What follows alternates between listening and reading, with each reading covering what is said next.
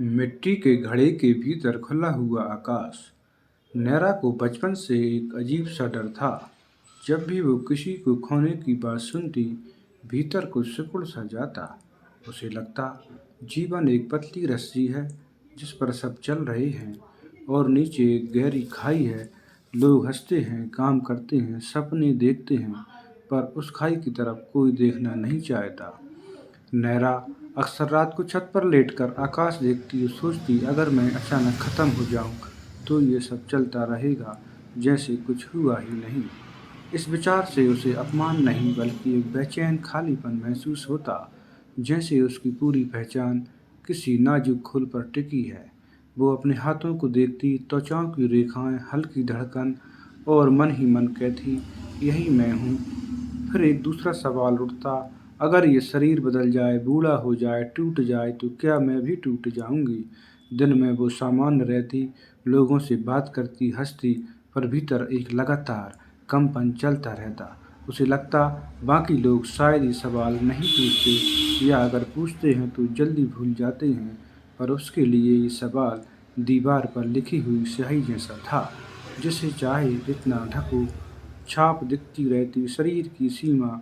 एक शाम नैरा ने अपने कमरे में रखे पुराने मिट्टी के घड़े को देखा। उसकी सतह पर दरारें थीं, किनारा थोड़ा टूटा हुआ था। वो घड़े में पानी भर रही थी कि अचानक उसके मन में ख्याल आया, अगर ये घड़ा पूरी तरह टूट जाए तो अंदर का खालीपन कहाँ जाएगा? वो कुछ देर बैठी रही, हाथ घड़े पर टिकाए। उसे महसूस हुआ कि घड़े का आकार सीमित है, पर जो खाली जगह वो पकड़ी हुए है वो सीमित नहीं है। घड़ा सिर्फ एक रूप है जो उस खालीपन को आकार देता है। टूटने पर आकार जाएगा, खालीपन नहीं। उस रात ये विचार उसके साथ सोया। उसने अपने शरीर को उसी घड़े की तरह महसूस किया। हड्डियाँ, मांस, सांस सब मिलकर एक आकार बना रहे हैं। पर क्या जो देख रहा है, जो ये सब महसूस कर रहा है, वो भी उसी आकार में बंद है? नैरा ने ध्यान देना शुरू किया कि उसके विचार भी शरीर की तरह आते जाते हैं। एक पल डर, दूसरे पल खुशी, तीसरे पल कोई पुरानी याद। हर विचार खुद को स्थायी बताता है, पर कुछ क्षण बाद गायब हो जाता है। उसे लगा, अगर मैं अपने विचार नहीं हूँ क्योंकि वो बदलते रहते हैं, और मैं सिर्फ शरीर भी नहीं हूँ क्योंकि वो भी बदल रहे हैं, तो मैं क्या हूँ? ये सवाल उसे डराता नहीं था अब, बल्कि खींचता था, जैसे कि किसी अंधेरे कमरे में हल्की रोशनी दिख रही हो।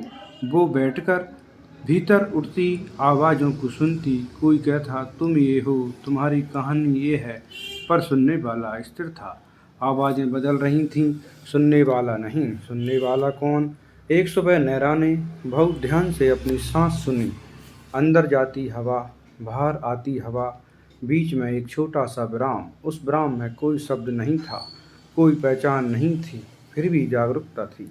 उसने महसूस किया कि वही जागरूकता बचपन में भी थी, जब वो पहली बार बारिश में भीगी थी। वही जागरूकता अब भी है, जब वो खिड़की के पास बैठी है। घटनाएं बदलीं, शरीर बदला, पर देखने की क्षमता वैसी ही रही। ये पहचान अचानक नहीं आई, धीरे धीरे खुली, जैसे धुंध हटती है और पहाड़ की रेखा साफ होती है। उसे लगा, शायद मैं वही हूँ जो सब बदलावों को देख रहा है, खुद बदलाव नहीं। कुछ दिन बाद उसे एक पुरानी परिचित की मृत्यु की खबर मिली। पहले जैसा झटका आया, पर उसके साथ एक शांत जिज्ञासा भी थी। उसने खुद से पूछा, क्या खत्म हुआ है? शरीर गया, आवाज़ गई, आदतें गईं, पर क्या देखने की वो क्षमता भी गई? या सिर्फ उसका उपकरण टूटा? जैसे घड़ा टूटता है पर आकाश नहीं टूटता। ये विचार उसे संवेदनहीन नहीं बना रहा था। वो रोई भी, याद भी किया, पर रोने के पीछे एक साफ समझ थी कि दुख रूप के जाने का है, उस तत्व के जाने का नहीं जो कभी पकड़ा ही नहीं जा सकता। पहचान का ढीलापन। नैरा ने देखा कि वो खुद को कम कसकर पकड़ रही है। पहले हर बात में वो अपनी छवि बचाती थी, अब बातें आती जाती। उसे लगता, अगर मैं किसी स्थायी आकार में बंधी ही नहीं हूँ तो बचाने के लिए क्या है? इससे उसके रिश्ते बदलने लगे। वो लोगों को भी थोड़ी जगह देने लगी। हर बातचीत में अपनी कहानी ठूंसने की जरूरत कम हुई, सुनना आसान हुआ। उसे समझ आया कि जब पहचान ढीली होती है तब डर भी ढीला होता है, क्योंकि डर उस चीज़ के खोने का है जिसे हम स्थायी मानते हैं। रूप और अरूप। एक दिन बारिश हो रही थी। नैरा खिड़की से गिरती बूंदों को देख रही थी। हर बूंद का आकार अलग, पर पानी एक। जमीन पर गिरते ही आकार खत्म, पानी बाकी। उसे लगा जीवन भी ऐसा ही है। रूप उठते हैं, गिरते हैं, मिलते हैं, पर जो आधार है वो एक ही है। हम आकार से चिपकते हैं और आधार को भूल जाते हैं। उसने अपने हाथ को देखा, फिर आकाश को। दोनों अलग दिखते हैं, पर देखने वाली जागरूकता में कोई दूरी नहीं, वही सबको जोड़ रही है। मौन की गहराई। नैरा ने कुछ समय बिना किसी काम के बैठना शुरू किया। न किताब, न संगीत, सिर्फ बैठना। शुरुआत में बेचैनी आई, विचार तेज हुए, पर वो भागी नहीं। धीरे धीरे विचारों के बीच जगह दिखने लगी। उस जगह में कोई कहानी नहीं थी, सिर्फ होना था। उसे लगा यही वो मौन है जिसके बारे में लोग बात करते हैं, पर शब्द उसे छू नहीं पाते। इस मौन में उसे कमी नहीं लगी, उल्टा एक भरा हुआ विस्तार महसूस हुआ, जैसे सब कुछ यहीं से उठ रहा है और यहीं लौट रहा है। टूटने का डर कम होना। पहले उसे लगता था अगर उसकी दुनिया टूट गई तो वो भी खत्म हो जाएगी। अब टूटने का मतलब बदल गया। रूप बदलेंगे, पर जो देख रहा है वो नहीं टूटता।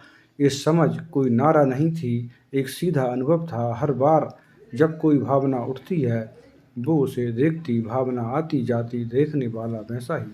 इसमें एक गहरी राहत थी, जैसे कंधों से अदृश्य बोझ उतर गया हो। बिना पकड़ का जीवन। नैना अब भी वही काम करती थी, वहीं रास्तों पर चलती थी, वहीं लोगों से मिलती थी। बाहर कुछ नाटकीय नहीं बदला, पर भीतर पकड़ कम थी। वो चीज़ों का आनंद लेती, पर जानती कि वो टिकेंगी नहीं। इस जानने में उदासी नहीं थी, एक कोमल स्वीकृति थी, जैसे लहर को देखते हुए पता हो कि वो टूटेगी, फिर भी उसकी चमक देखी जाए। कभी डर लौटता भी, पर अब तो वो उसे दुश्मन की तरह नहीं देखती। डर भी एक लहर है, उठती है, गिरती है।